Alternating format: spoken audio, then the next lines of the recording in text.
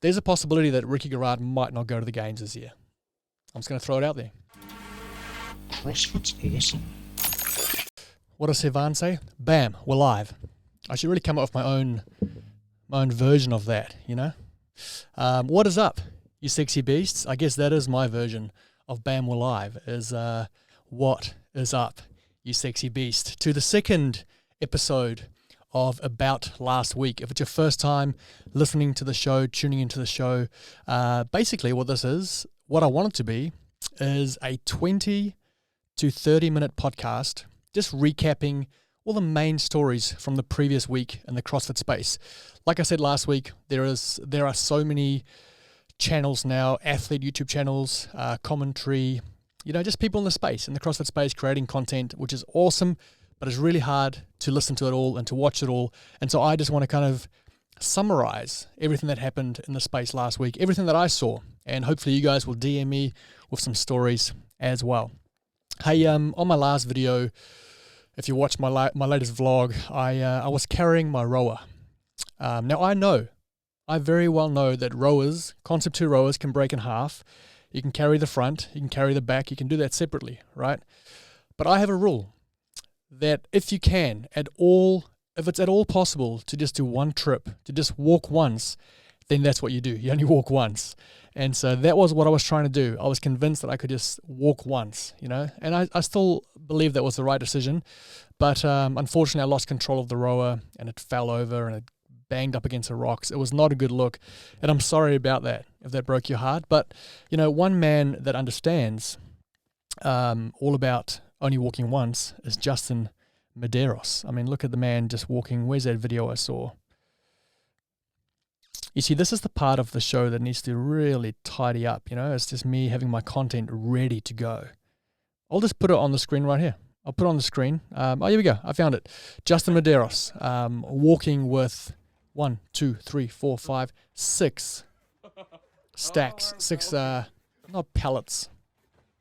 Just 6 little containers, I don't know what you call them, of Monster Energy drink. But that's a great example. You know, if you can walk once, you walk once. And Monster Energy, eh? How great. I know there's some people that are hating it. I don't mind it. Bring the money into the sport, baby. Bring it in.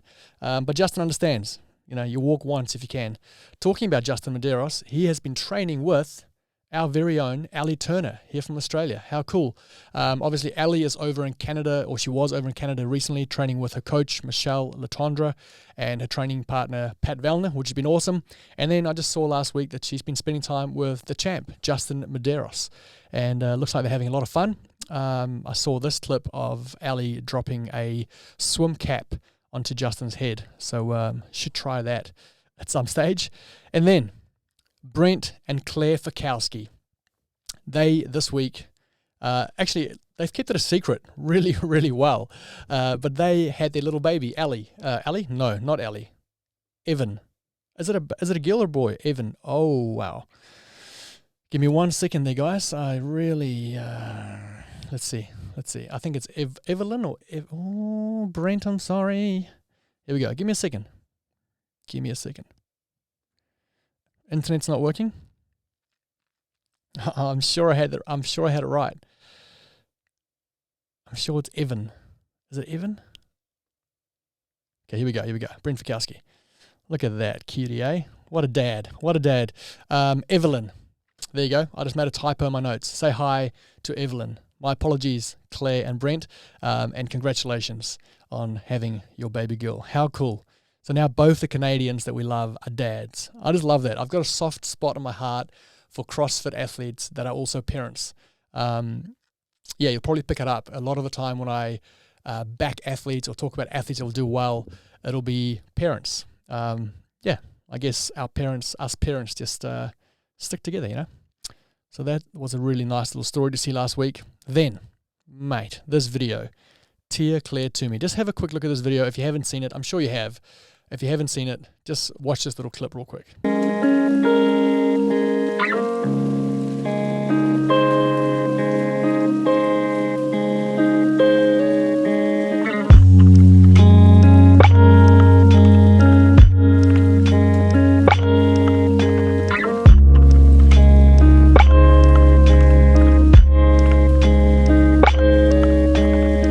coming home, coming back to Aussie, back to the Torian Pro. And it's very exciting, but it's also concerning because we only have 3 spots here in Australia. We've got 3 spots on the male side, 3 spots on the lady side. And I believe on both the men's and ladies' sides, there are 4 athletes that should go to the games, in my opinion. So on the ladies' side, we've got now Tia-Clair Toomey, we've got Cara Saunders, we've got Ali Turner, but we also have Jamie Simmons is back. So those 4 girls, I mean, Jamie Simmons, I believe, got 3rd at the CrossFit Games. She podiumed at the CrossFit Games back in 2019, if my memory serves me right. And so, you know, she deserves to be in the conversation when it comes to the top 3 spots at the Torian Pro. But then Ali Turner, you know, she had that great run at Wodapalooza, leading day 1, day 2. And then just, I feel like she's had this momentum, doing really well in the Open, the quarterfinals. You know, been training with Michelle Letendre and Pat Vallon, like I said. So she's just on this momentum kind of train at the moment. So you can't count her out either. I do believe that Tia and Cara are a level above those 2 girls. So I do believe Tia and Cara will be spot 1 and 2. And, you know, Cara, man, Cara's an absolute beast, but I feel like Cara and Tia will bring out the best in each other. They do bring out the best in each other when they're competing head-to-head, and we haven't seen that in so long. And so I am so excited. I really think that anything could happen, and I do not think that it is a given that Tia-Clair Toomey will win the Torian Pro. I honestly don't. I think that Cara has a very good shot at being the Torian Pro champion. So the excitement levels are at a new all-time high. It's hard to explain. So yeah, I do believe it'll be Tia and Cara, 1st and 2nd. And then, man, that 3rd place spot. I'm going to say Ali Turner just because I haven't seen a whole lot of Jamie. I absolutely love Jamie. But I haven't seen a whole lot of her since she's come back, you know, from her injury. And then on the men's side, Ricky's back, which means we've got Ricky. So last year's men, we had Royce, Jay, and Baden Brown. Those were our 3 boys. And I still think all 3 of those boys deserve to go to the games. And now we've got Ricky in the mix as well. So there's 4 guys that I feel deserve to go to the games, but only 3 will go. Obviously, unless the 4th person qualifies through the last chance qualifier, which is next to impossible because you literally have the next person in line, the person that just missed out to go to the games of all the regions, competing against each other for 1, maybe 2 spots. So it's a very tough ask to qualify through there. So, man, there's a possibility that Ricky Garrard might not go to the games this year. I'm just going to throw it out there. There's a chance because Baden Brown is the biggest undercover beast out there. You know, he lays low. Another dad. He's a dad. Royce is a dad. But Baden he's a beast, bro. He's a beast, bro. I'm telling you right now, the guy's he's got a bit of mongrel in him. He's just different. He's cut from a different cloth, and he looks like a rugby player. You know, he doesn't look like a CrossFit athlete necessarily. He just looks like a rugged, tough, Viking-looking rugby player. And yeah, I'm looking forward to seeing him in particular. I know where Jay's at. He's at the top of his game, and I've got no doubt that he'll punch ticket in those 3 spots. So Jay, then Baden, and then, you know, Royce and Ricky. It's so hard. It's so hard. I do know the workouts for Torian Pro because I filmed them all last week, and I won't reveal anything about them. Okay? I won't. But I'm excited about them. I will say that they are extremely well-rounded and very exciting. They'll be very spectator-friendly. It's going to be some fun workouts to watch. So, yeah, it is extremely exciting. I will say that James Newbury is very much a dark horse, like Brandon Swan said in the last video. Actually, now that I think of it, I posted another video since the rowing incident with Brandon Swan and Mike from Torian. And like we discussed in that video, James Newbury coming into this year, he doesn't really have much expectation on himself. I spoke to James and he said, look, I want to go to Torian for the experience. He loves experiences, and so he wanted to make the semifinals so he can compete in front of the crowd and be part of that experience. But then going to the games, he would love to be a part of the demo team again like last year. So for me, that just communicates, or that just says that he doesn't really have any expectations for placing at the Torian. By saying that, James is dangerous. He's a hybrid athlete, and if the workouts fall right, he could be someone to watch as well, and he could upset one of those top 3 spots. So just wanted to throw that in there. What else we got from last week? Oh man, just while we're on the Aussies, Harriet Roberts. So Harriet, they moved house this week. They moved house and they arrived at the new property, and this is what happened. Just watch this. Only in Australia. My God, we're fucking moving out right now. You're fucking kidding me. We're fucking moving out. Man, what would you do if you turned up at your new property and there was a snake waiting for you that size? Just a snake crawling and over the cars, you know? Only in Australia. Oh my word, that is just scary stuff. And then Danielle Brandon, she has, alongside her great CrossFit career that is just building and building, she also decided to become a Bitcoin miner / seller / expert, Bitcoin expert. And Danielle's Instagram got hacked, and some of you would have seen, if you follow her, all over her Instagram, which is Bitcoin this and Bitcoin that. And I just love the way she came back. She came back, wow, I just spat. I don't know if you guys saw that, but a drop of spit just went flying. She came back with this video. She's just all class, eh? It reads, "I'm back from Bitcoin mining. Thanks for all the patience, y'all. My Volkswagen is real, by the way. Drip." So check out this video of her first post back since the hacking happened.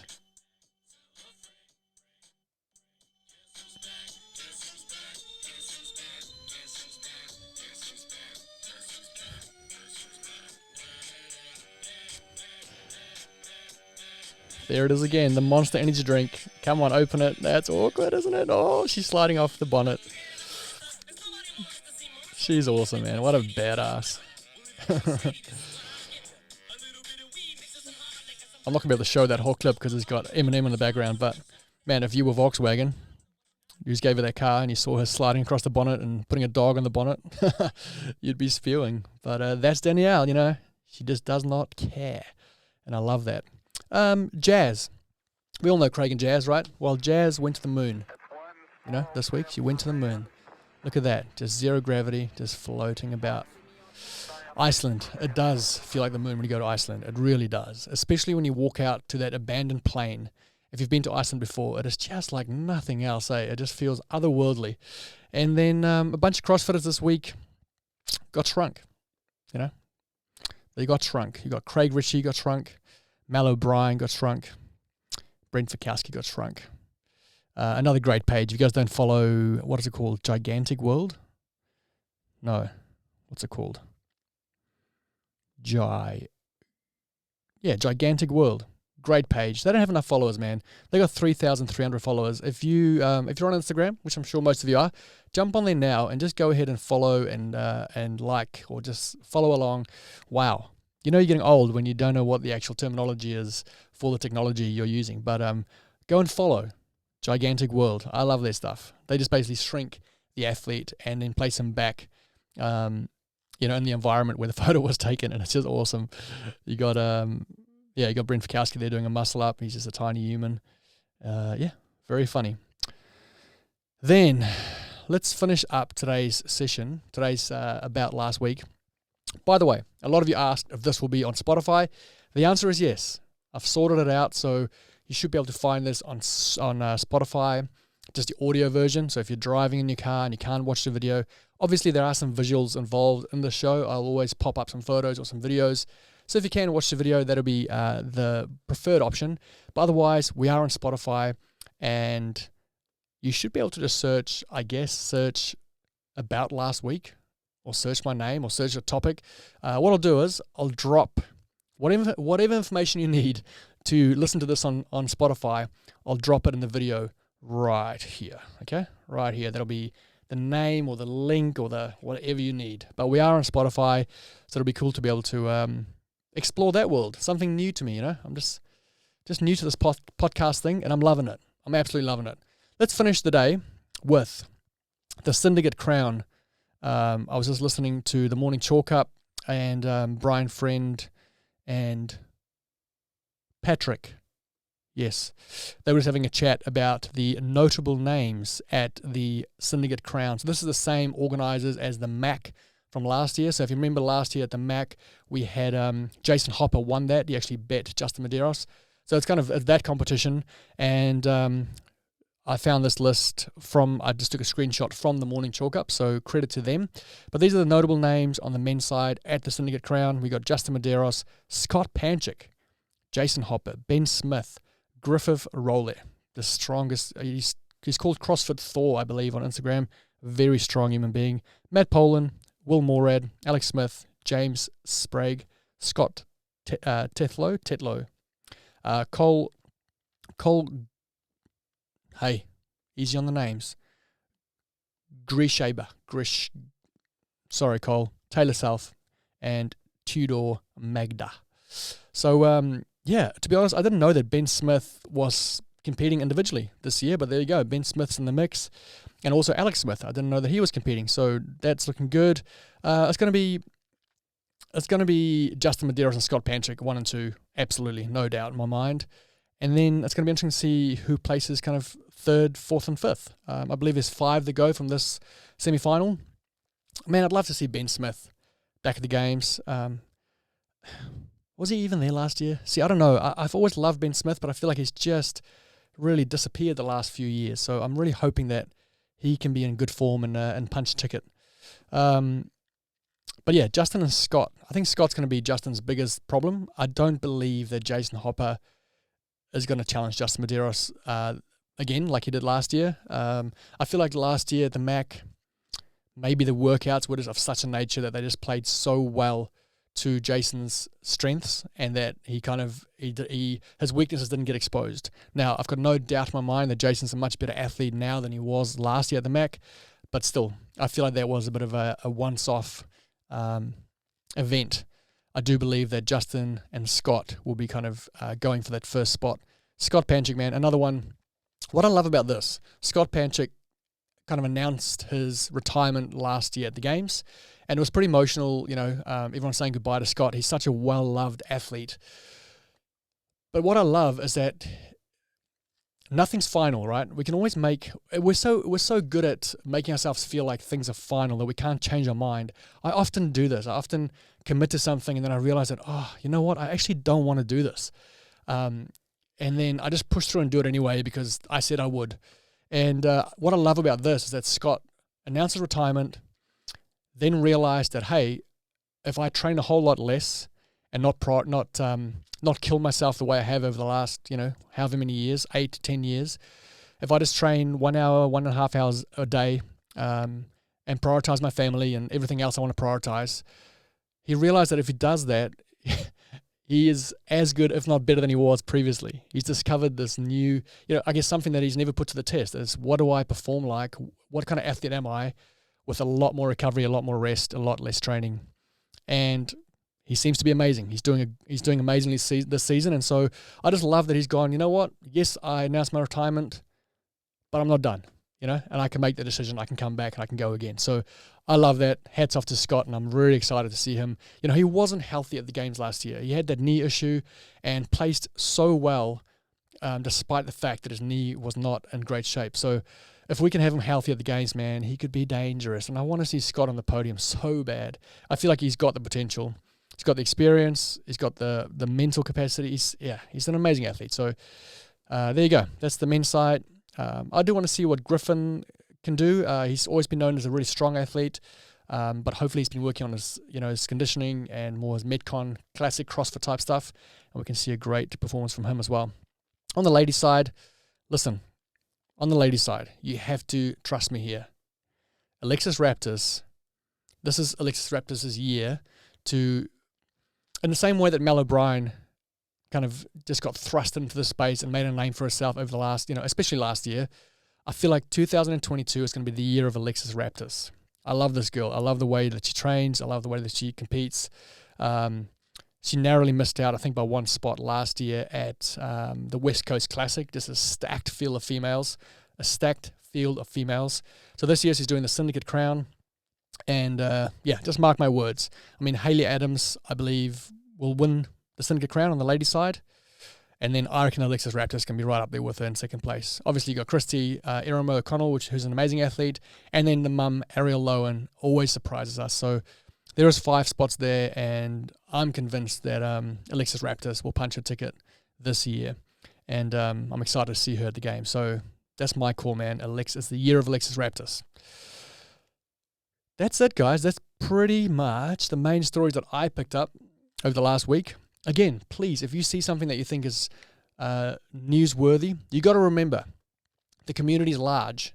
There's a lot of CrossFitters. There's a lot of people. You know what I've realized doing this YouTube channel, is there are a lot of people that don't CrossFit, but that follow the sport and that follow the channels and the media around CrossFit, and they love it, and they don't even do the sport.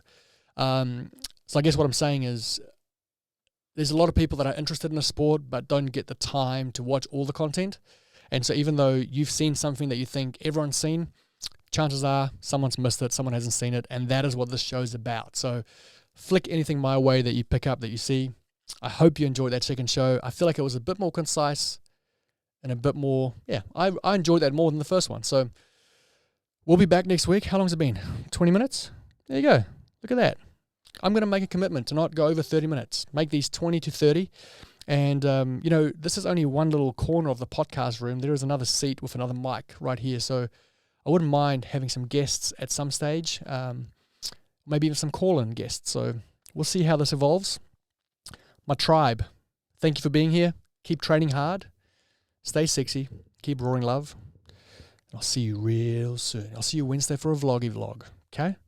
My running is going well. I ran 12K on the weekend, and it felt really good. Like, really good. Okay? So the running's going well, if you're wondering. That's it. I'm out. Bye. That was really good. That was really good. CrossFit's awesome.